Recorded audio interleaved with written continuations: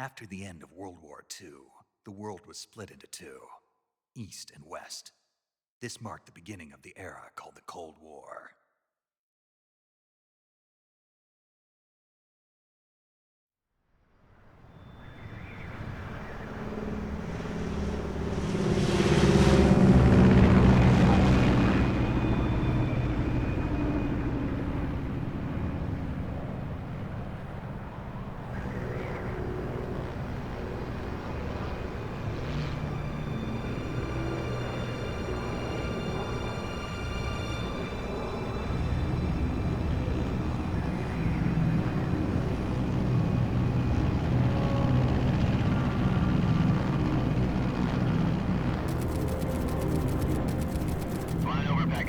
Altitude 30,000 feet. Approaching Soviet airspace. 20 minutes to drop off. Commencing internal depressurization. Equipment check. Arm main parachute. All right. You ready to go? Drop zone still showing a high pressure mass. Cav okay. Good. We've got high visibility.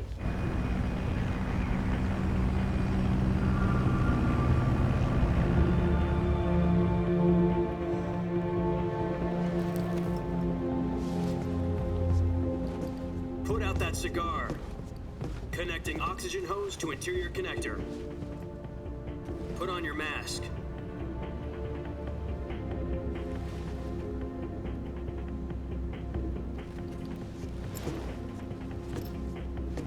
Does this panty waste know what he's doing? Approaching release point. 10 minutes to drop off. Hey, are you deaf? He said put out the cigar and put on your mask.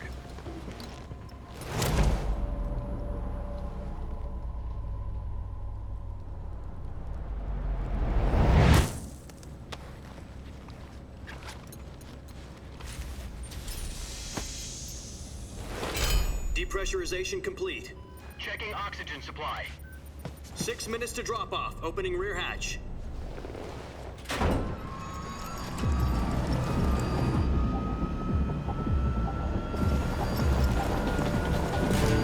Sunrise.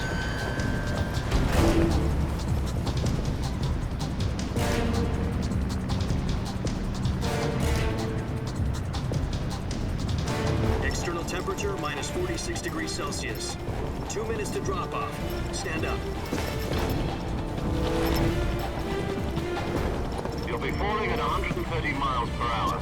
Try not to get frostbite from the wind chill. 1 minute to drop off. Move to the rear.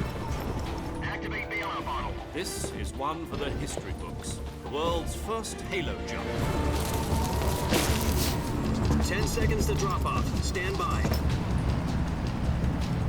Status okay. All green. Prepare for drop-off. Countdown. 5, 4, 3, 2, 1. Spread your wings And fly. God be with you.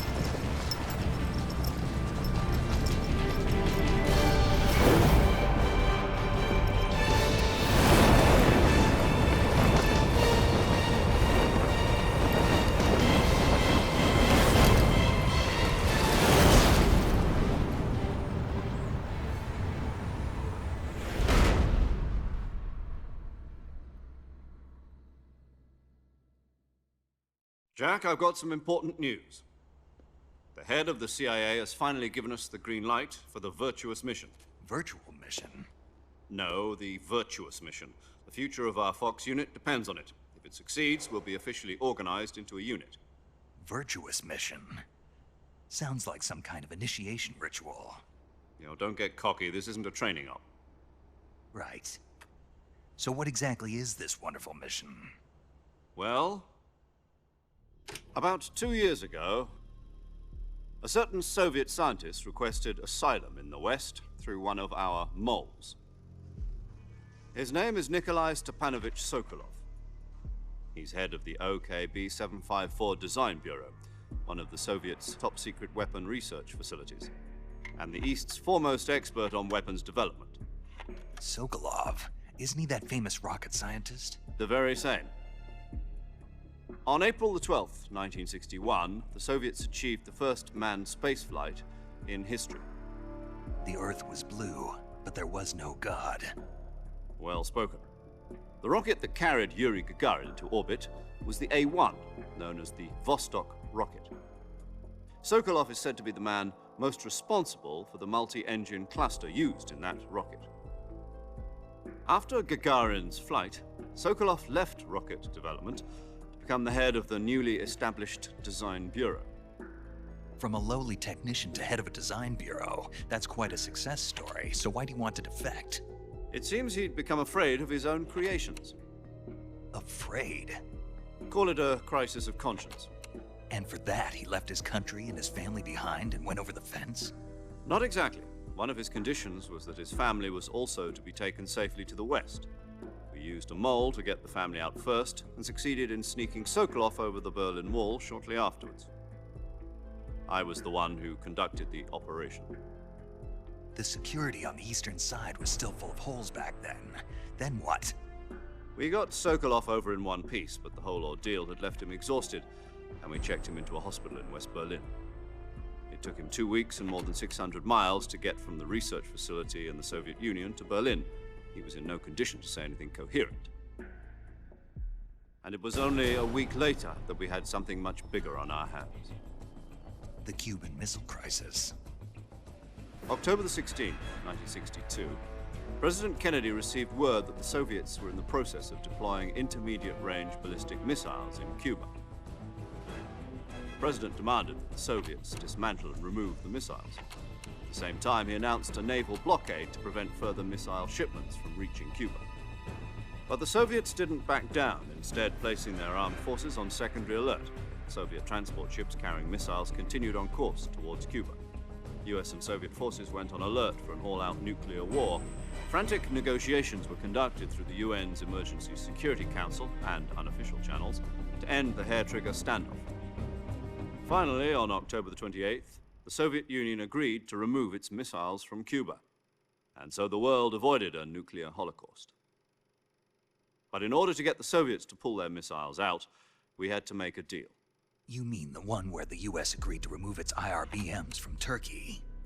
No. The Jupiter IRBMs deployed in Turkey were obsolete, and we were going to get rid of them anyway. They had no strategic value whatsoever to either the US or the Russians. The Turkey deal was a ruse, a cover story that was fed to the other intelligence agencies around the world. So what did the Russians really want?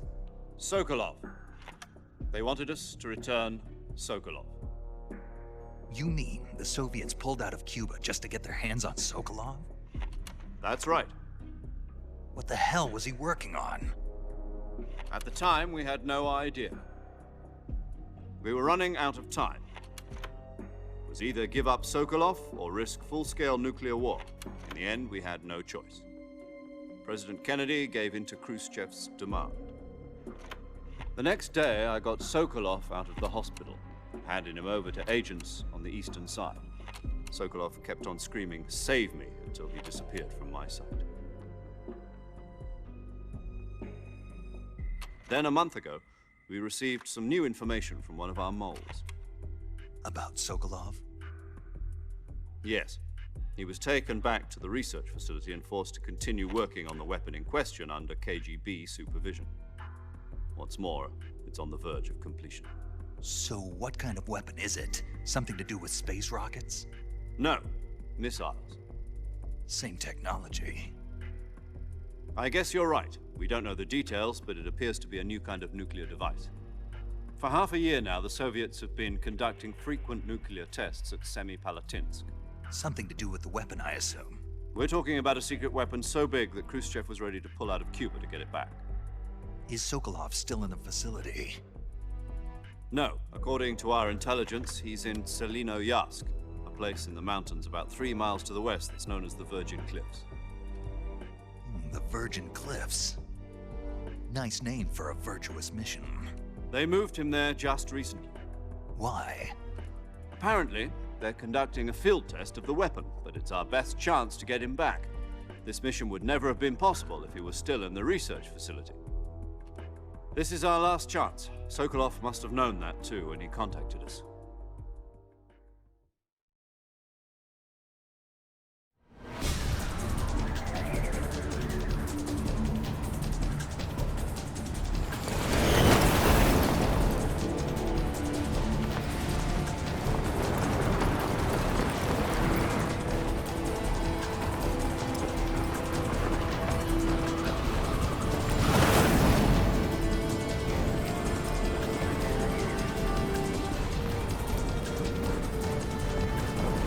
Listen up, Jack. Your mission is to infiltrate Selino Yask in the Soviet mountains, ensure the safety of Sokolov, and bring him back to the West.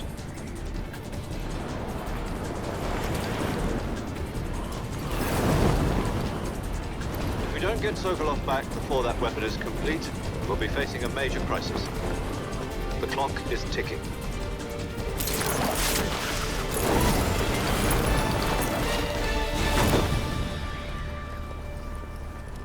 Once we've confirmed the rescue of Sokolov, stand by at the recovery point. A recovery balloon will be dropped at that point. Helium will be pumped into the balloon to inflate it. The process takes about 20 minutes. Once it's complete, the gunship's arm will latch onto the balloon and pull it up. The Fulton surface-to-air recovery system. I'm familiar with the theory. Take it easy. It's been combat proven. Do you think Sokolov is up to it? The shock will be less than during a parachute jump, and the arm can handle up to 500 pounds. So you're planning on going over the border in a single combat Talon? She's equipped with two 6-barrel 20mm Vulcan cannons, as well as two 40mm machine guns. Sounds like she could hold her own against a battalion of tanks. Even with the fuel in the reserve tank, we're facing a 4-hour time limit. If all goes well, it shouldn't take more than a few hours. Home in time for dinner. But if anything goes wrong, you'll be eating dinner, breakfast, and all the rest of your meals in the jungle.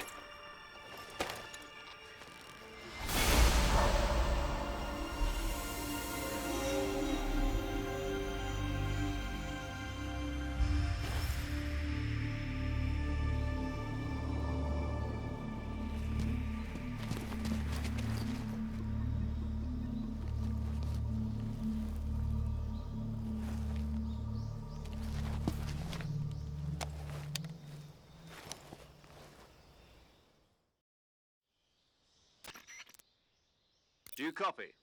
You're already in enemy territory, and somebody might be listening in. From here on out, we'll be using code names to refer to each other. Your code name for this mission will be Naked Snake. I'll be referring to you as Snake from now on. You're not to mention your real name. Snake? Oh, you don't like snakes? What do you mean? Well, you've eaten one before, haven't you? In survival training. I'm glad to hear that. I don't know if I'd ever order one in a restaurant, but... Be careful, you might not have a choice. What about you, Major? What should I call you? Let's see. I'll be Tom. Call me Major Tom. This will be a sneaking mission. You must not be seen by the enemy. You must leave no trace of your presence. Is that clear? This kind of infiltration is the Fox unit's speciality. In other words, weapons and equipment are procured on site. That goes for food as well. You're completely naked, just as your name implies. Great. Now I see why you asked me if I like snakes. I suppose calling me Snake was your idea of a joke, too. No. There's a good reason for that. I'll tell you later when the time is right. Gotcha. Getting back to the subject, how exactly am I supposed to feed myself? You've been issued a knife and a tranquilizer gun. Use them to hunt for food. You'll also find some medical supplies in your backpack. Yeah, about the backpack. I lost it in a tree on the way down. I see. Well, you'd better go back and get it then. You know where it is? No problem. I can see it from here. It's stuck on a branch. To climb a tree, stand in front of a tree that's covered in ivy and press the action button. I'll be monitoring your progress over the radio. We can't risk violating Soviet airspace, but I'll be in the gunship. My frequency is 140.85. I'll give you a call if I need to talk to you. If you need to talk to me, use the send function. Okay, Snake, go get your backpack.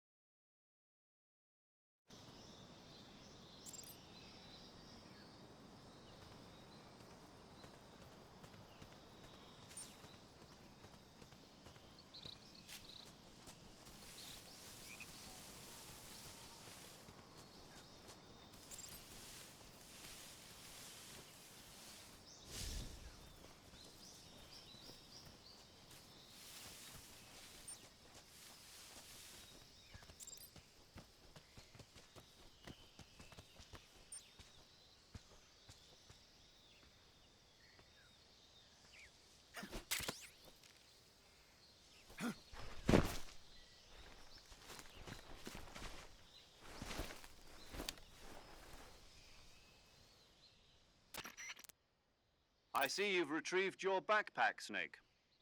To equip a weapon, it's necessary to take it out of your backpack. In the survival viewer, choose Weapon from the backpack. Your available weapons will be displayed in a list on the screen. From that list, choose the weapon you want to equip and press the Enter button. For other equipped items, just do the same thing from Item. Got it. Use the survival viewer backpack. Yep, that's right. Survival is fundamental to this mission. After you've been out in the field for a while, your stamina will start to drop. If your stamina gets too low, it'll affect your performance. You won't be able to shoot accurately, for example, and your wounds won't heal as smoothly. Keep an eye on your stamina so you don't run out. To recover lost stamina, you can hunt for local flora and fauna. You can use either your tranquilizer gun or your knife to hunt. My only weapon is a Mark 22 Hush Puppy tranquilizer gun? That's right. It's been fitted with its own suppressor. However, the suppressor will deteriorate every time you fire. Once its durability reaches 0, the noise suppression effect will be gone. So don't get too trigger happy with it. The suppressor's durability is shown in the icon.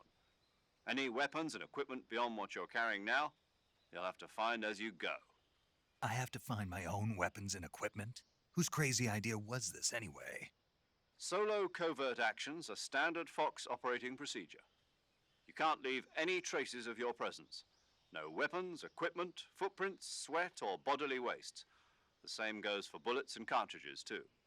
Your presence in enemy territory is already a violation of international conventions of warfare. There aren't supposed to be any American soldiers in Russia. It could spark an international incident. You can't let anyone see you. You can't let the enemy know you're there. This is a stealth mission. You're a ghost, Snake, in every sense of the word. And there'll be no rescue if you're captured. The military and US government will deny any involvement in the affair. Then I'll just have to take care of myself, huh? I'm afraid so. You've been given a fake death pill for that purpose. SIS guidelines stipulate that soldiers on covert ops like this one be issued a potassium cyanide capsule. Tape it to your body so you can take it when you need to. How generous of you. Use it if you're taken prisoner by the enemy. It'll send you into a state of false death for a short time. Fooling them into thinking that I'm really dead. So how do I come back to life? Just take the revival pill. You mean that thing they put in my tooth before the mission? That's the one. But be careful. If you remain in a state of false death for too long, nothing will be able to bring you back. Remember that. I'll keep it in mind. You said this was a solo mission, right? Right. I guess that means I can't count on any reinforcements. Correct. The mission rests entirely in your hands. A real one-man army. Relax. There's a support team ready to back you up over the radio. Who? I'll introduce them to you. This time, survival is of utmost importance. The first member of the support team will be in charge of monitoring your physical condition, acting as a medic, so to speak, as well as recording your mission data. She's a member of Fox as well, and she's here on the gunship with me. She? Hello, Snake. I'm paramedic. Nice to meet you. Paramedic. As in a medic who comes in by parachute. Aren't you going to tell me your real name? Are you going to tell me yours, Mr. Snake?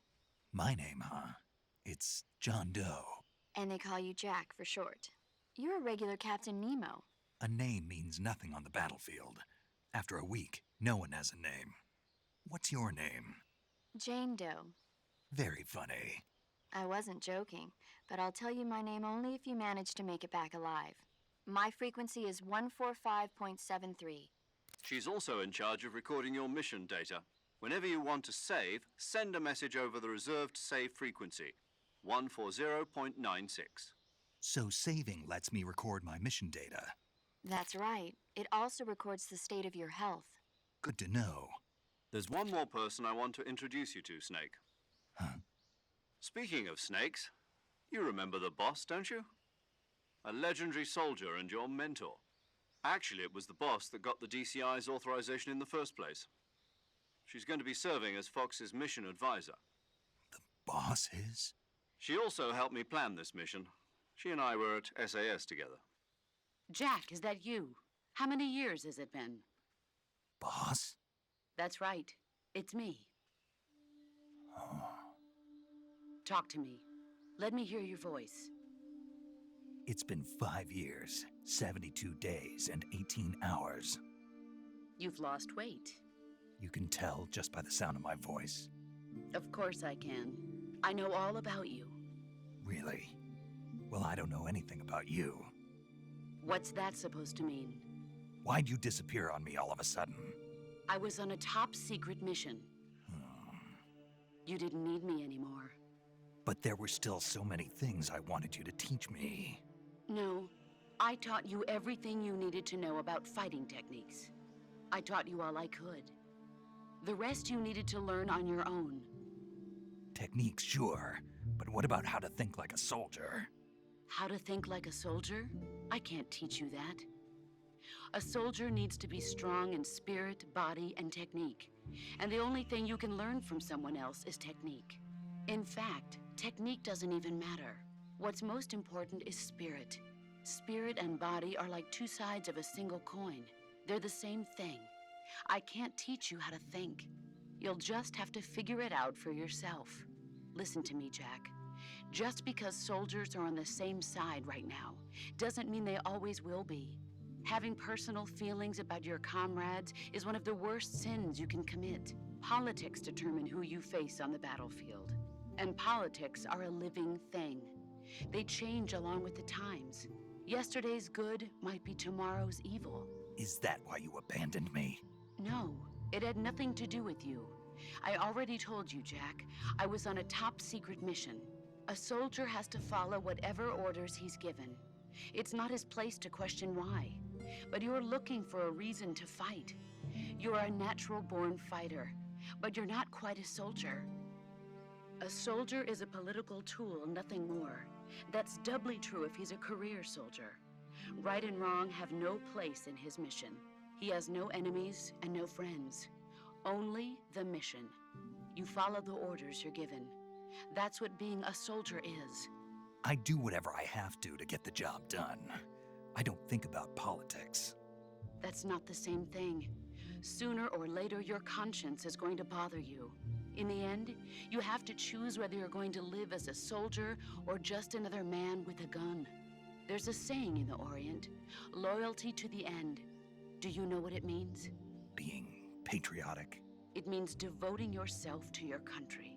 I follow the president and the top brass. I'm ready to die for them if necessary. The president and the top brass won't be there forever. Once their terms are up, others will take their place. I follow the will of the leader, no matter who's in charge. People aren't the ones who dictate the missions. Then who does? The times. People's values change over time, and so do the leaders of a country. So there's no such thing as an enemy in absolute terms. The enemies we fight are only enemies in relative terms, constantly changing with the times. As long as we have loyalty to the end, there's no point in believing in anything, even in those we love. And that's the way a soldier's supposed to think? The only thing we can believe in with absolute certainty is the mission, Jack. All right, but do me a favor. What is it? Call me Snake. Snake. Oh, right. Your code name is Snake. It suits you well. That's right. The legendary unit that the boss put together during World War II was a snake. The Cobra unit, a group of heroes that brought the war to an end and saved the world. As long as you've got a legendary hero backing you up, you'll be fine. Isn't that right, Snake? Yeah, I can't think of anyone else I'd rather have with me. Oh, and one more thing, boss. Yes? It's good to hear your voice again. Same here. After all, who knows if either of us will make it out alive? Snake, you are always best at urban warfare and infiltrating buildings. But this is the jungle. Survival is going to be key. Those CQC techniques I taught you are sure to come in handy. CQC? Close quarters combat, huh? I've been in the Green Berets for the past few years. I'm probably pretty rusty. Not to worry. I'll be here to help you remember. After all, this is your first actual survival mission. I'll be supporting you over the radio. Where are you, boss? Next to the Major? The boss is communicating with us by radio from aboard a Permit-class submarine in the Arctic Ocean. My frequency is 141.80. Call me if you need my advice on battle techniques. Gotcha. Your mission is to retrieve Dr. Sokolov. Dr. Sokolov is being held in an abandoned factory located to the north of your current position. Avoid heavy combat and don't let anyone see you. Don't forget that this is a stealth mission. Snake, try to remember some of the basics of CQC.